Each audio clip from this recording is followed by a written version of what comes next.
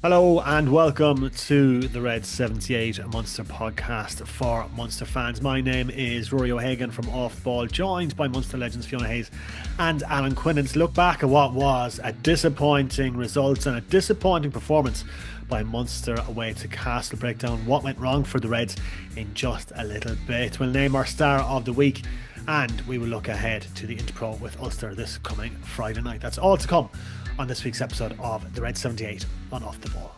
Fiona, Alan, it's a pleasure as always. How are you guys? Grant, just when they gave us a bit of hope last week, Rory, I was in great form after the Stade game, and I suppose on a Friday night as well, it kind of it didn't set the weekend off well for me. But look, other than that, I'm good. And I had a coaching win last night as well. We won by Quinny. You like this one? We won 109-12. So the girls will have a great all Christmas. That was a close game by the sounds of it, Quinny. Some win, my God. That I'm sure that's not that enjoyable, is it, Fiona, to win by that much? It was just enjoyable because we lost girls, so we were trying to get some release from the Celtic Cup squad and they wouldn't, so we didn't actually have 10 of our starters, so I wasn't sure what type of performance the girls would put in. So it was enjoyable from that front, but no, Tullow came down, fair play to them. They were struggling with injuries and different things, so I did feel for them, but look, it just clicked on the night. It's just as well you were missing 10 of your starters. It could have been 200 then. They won't get back in the squad anymore now. No. But anyway, a bad weekend for Munster Friday night. But that's the nature of this, unfortunately, and all the injuries again. So yeah, not good news for Munster. Yeah, a lot to cover on the injury front. We'll get into that in just a bit. Comments reaching the show. If you'd like your comments read out or your question read out, you can send Quinny a tweet at Alan Quinlan1 or at FeeHayes27. We'll get you to Fiona. Fiona, plenty of comments coming in looking after the highs of last week. This is a real low. Yeah, look, thanks again for all the comments. We'll read out as many as we can, but we'll start with Pat. Pat said, result of performance in Cast desperately disappointing. We didn't play much rugby and our handling was poor. Jack had a really tough night. Although we could have won it, injuries incredibly worrying. I would expect to struggle against Ulster, selections permitting. Cian McGibney, with the injury to Craig Casey in particular, will allow young academy scrum half Jack Oliver some game time either this weekend versus Ulster or on the 27th versus Leinster. I know Paddy Patterson and Ethan Coughlin will be available along with Conor Murray hopefully soon.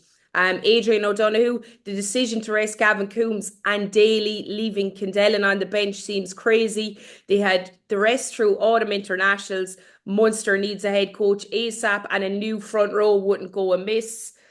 We go Jerry. I think Ulster have significant injury issues themselves. However, I would hope for a more cohesive rugby to be played by Munster. Ulster had 2 very rough weeks to try and get over. Phil Quinlan, always tough to change to new management in transition, batten down the hatches. Brian Fitzgerald said, can we just write this season off already and start again next year? And I suppose we'll finish on this one as well. It's always coming in these questions, but with Mossy Lawler signing a new contract, is the timing now to make Prendergast head coach? We need a decision soon for continuity and cohesion.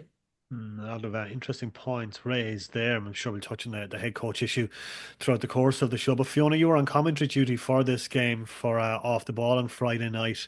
Just what went wrong for Munster? Oh, wow. A few things I thought people said it in the tweets. I thought the handling errors were crazy. For me, the 5 scrum penalties were big, huge moments in the game.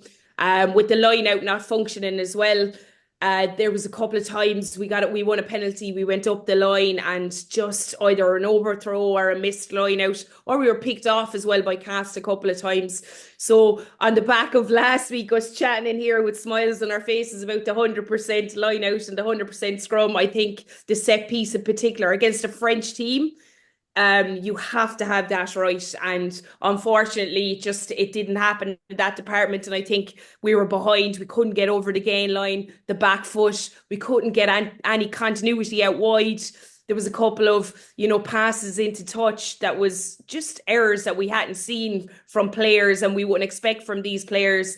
And then Jack Crowley, the 10 pulling the strings, absolutely amazing player, but certainly was not one of his good performances. I thought the kick at the end probably just summed it up. But and I'm sure Quinny will come in on this as well, but in saying that, from a performance where we're giving out about this and that, they actually could have won it in the end as well, or could have won this game, which is really frustrating because they weren't at their best. But the 10-7 scoreline at halftime really felt, after being dominated a lot for that first half, you really felt as a coaching staff, to get them in at halftime and 3 points in it, they'd come out rejuvenated, saying, look, we didn't play, we've now have 40 minutes. But that, it did in patches, but it just didn't seem to happen for that whole second 40. What was, I suppose, the biggest takeaway for you, Quinny, and where Munster struggled on Friday? Just looked very disjointed. I know from experience, and we said it last week, it was always going to be a difficult place to go. They're dogged at home. They're always a difficult team to play, no matter what their form is like in the top 14. It is difficult going to France against anyone, but in particular Castres, it just kind of form can go out the window there when you go there. And it happened to us a few times where we had those performances that were, sloppy, and you force things, and they're not this star-studded side like, to go to Toulouse or Racing or somewhere like that, where they have all this razzmatazz around the venue and all that kind of stuff. I think they just underperformed right across the board. The players forcing passes, some basic errors, which has kind of dogged this team this year. It reminded me of the second half against Zebra over in Italy in the league at the start of the season. Just some of the basic stuff is just flabbergasting, really, to understand why and how they can be so sloppy with the ball, forcing passes, trying to tip on passes and ball getting knocked forward, not winning any aerial battles. Mike Haley had a difficult day as well.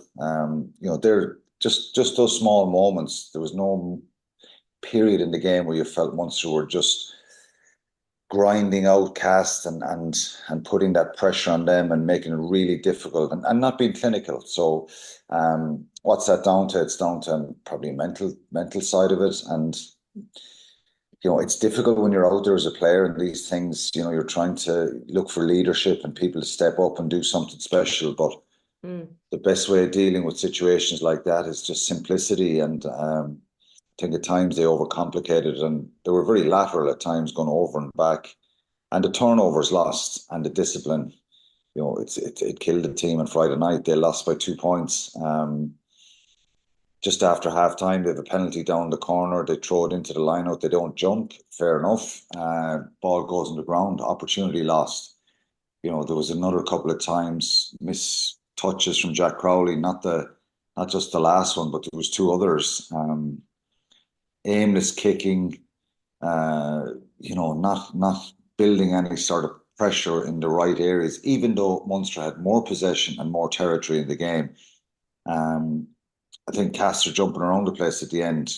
Obviously, we said this, Munster are still a big scalp, even though they're not at the same level when we were winning European Cups. But it would have made for very harsh viewing, I think, in the reviews. Just at times not giving the pass, and then other times just,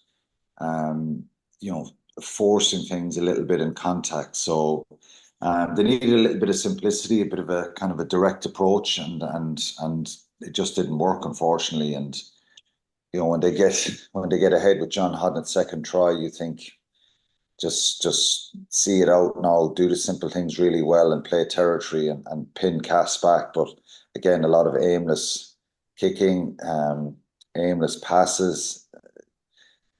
So really frustrating, I would say, and I think everybody that watched the game would agree with that synopsis. I think they've got to learn fast, this team, unfortunately. And I know we're speaking about injuries and changes, but the team that went out there were good enough to win it. So we're talking about a real poor performance, and you lose by 2 points. But the scrum, 5 penalties at scrum and it's difficult, with Bluler going off.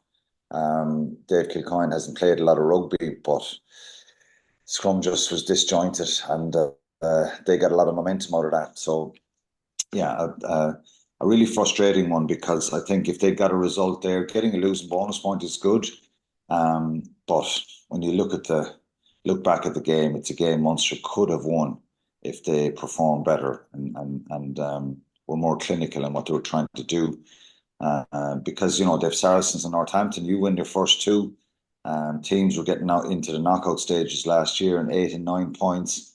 So they have 6 now. So, okay, if they win the last two games, Saracens are quietly building behind the scenes. They're not the force they were, but they're still a very powerful side. So that's going to be really difficult after Christmas in Thomond Park, and then you're away to Northampton. So they've given themselves as Fiona said, after a good start last week against Stad, and then, I know we're going to talk about it. The injury front is there's some sort of a curse on at the moment, and it's just continuing on since last year. Did your mother is she not using that holy water, Quinny, anymore, or what's going on? Yeah, I don't know what I'd say. I'd say it's tonic water at this stage, the way things are going.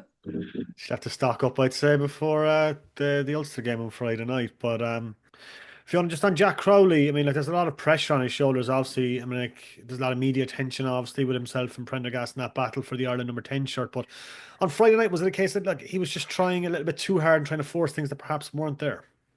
Yeah, look, and as you said, Rory, I was in studio. I think it was about 7 minutes into the game. I turned around and I said to Kuan beside me, who was on comms, I was like, is he after changing his boots?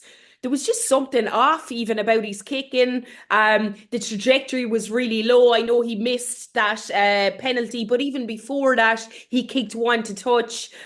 He'd one out in the full, and the ball just looked like he wasn't connecting with it right. So I don't know. I would have complimented him throughout, from the time I've been watching him, his ability to maybe, if he made an error earlier on in the game, his ability to be able to park that and come out with a big performance. He seems like the type of player that is able to, as a 10, there's so much pressure on you. We know the Ireland situation, there's a lot of pressure on there, but he'd a cracking game the week before against Stad. So I'm not too sure if it was directly after the Six Nations, you might say he looked shaky, but I thought it was very interesting as well that Ian Costello kind of backed the fact that as a 10, they went wrong. His decisions went wrong, but he was confident in what he was doing. So that would tie in with what you're saying, Rory, that, he was trying too hard. Sometimes when you're looking at 10, you get a little bit nervous if you can see they're a bit hesitant about if they're going to kick, if they're going to pass. But he looked confident in what he was doing. It just wasn't going right for him on the day. And that can happen any player. If you take out the kicking errors, which is his job, I understand that you take that out. I suppose the kick is to touch, the overkick, the missed penalty, little things like that. I actually thought his distribution throughout the game, if you're just looking at him from that point of view, it wasn't bad. It was just a really, really bad day for kicking for Jack Crowley, which is terrible to see for him in that pressurised situation coming back from Ireland. But I think I don't know whether he's going to get a rest this week, but I would imagine it would be good to give him a week off, let him chill out and get him back in for that Leinster game. You can't dwell on it too long. It was a bad game. It doesn't mean he's a bad player. It just means that was a really hard day in the office for him, and it could make him even better. These games sometimes, Quinny will tell you as well, these games sometimes kick you on to lift yourself up, and you have to drag yourself out of the gutter, and it's only you that can do that when you're in those huge moments that are a really negative game. And he's going to be headlines with Prendergast creeping up behind him. It's always going to be about him now. Yeah, and I suppose when it's about how he responds to it, as Fiona said, I mean, I know he didn't have the best of games, but he has a chance to bounce back, be it this week or next week. So he just has to get over it and just kind of move on. Yeah, he looks, I think, of course, it's had an effect on him what happened in November. He was number one for Ireland. And, people were talking a little bit about Jack Crowley, Sam Prendergast, and off the ball a lot. Pre that Australia game, post that Australia game. And one of the things I was saying is, he's just got to try and deal with what happened. It's a blow and it's a disappointment because the narrative has changed now. And try and get back and play well with Munster and just enjoy his rugby again and keep his head down and just it looked a bit like trying to force things a little bit and he just didn't look right, as Fiona said the other night. He's a wonderful player and it happens lots of players in their careers that they have a little bit of a dip in form. I think there's a psychological element to this, definitely, because of what happened. And, he's very conscious and aware of what Sam Prendergast is doing. He got player of the match the weekend. He was surprised to get that in Leinster's performance.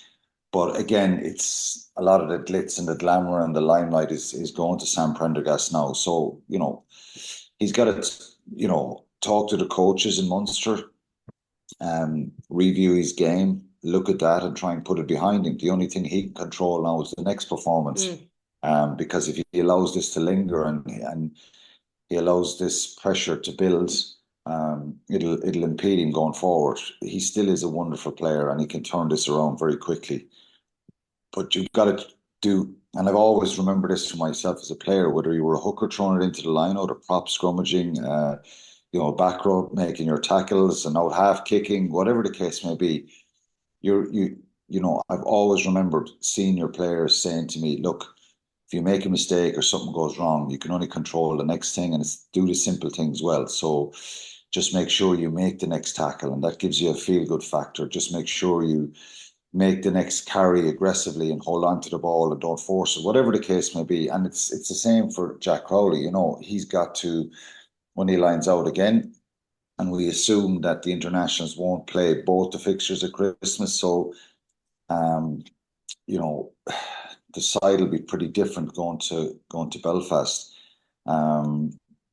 So I doubt if he'll be involved or playing. So, the next time he gets out, he's just got to make sure he does the simple things well and believe in himself again, because he is a brilliant player. And it's a tricky period at the moment. But I always say this about fly halves, scrum halves. It depends on what happens in front of them, and that Munster pack underperformed the other night. They were very sloppy in the kind of delivery they were given. The line-out stats said that Munster had 92% success rate, but a lot of it was really messy. Slap-down ball, again, having to win ball at the front, and a lot of pressure right in his face. And Cass put that pressure on him, and he struggled a little bit throughout that game. So it's about trying to put it behind him now, analyse the game and learn from it and move on.